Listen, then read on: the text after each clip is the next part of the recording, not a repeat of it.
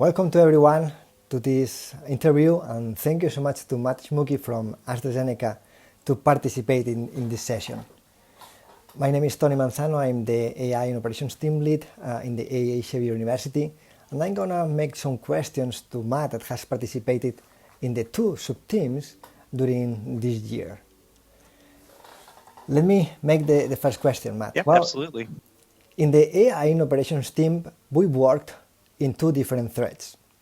The first one, the roadmap of AI, has developed a maturity model describing different stages of organizations adopting AI. AstraZeneca, and especially your team, have demonstrated a notable maturity sharing the data of a granulation process with the AI Xavier University. How would you describe the bureaucratic process for the data session? And which was the most complicated step? So lucky for us, the business process for this was pretty straightforward. So like many pharma companies, we often partner with other research and academic organizations. So we already had a non-clinical data transfer agreement, and that was one of our standard legal documents that was readily available. So this document actually identified the data that would be shared with AI Xavier University, what it can be used for, who owns it, and it was an agreement between the two organizations.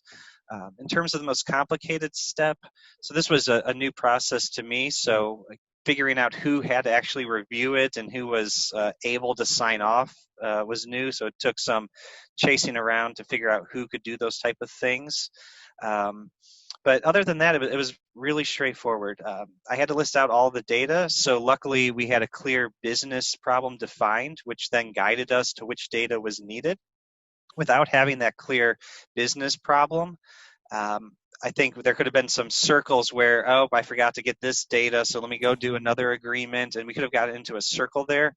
But luckily we had a well-defined case and understood what data was needed to address it. Mm-hmm. Great. So we succeed at the end. We succeed with this journey. Yes. And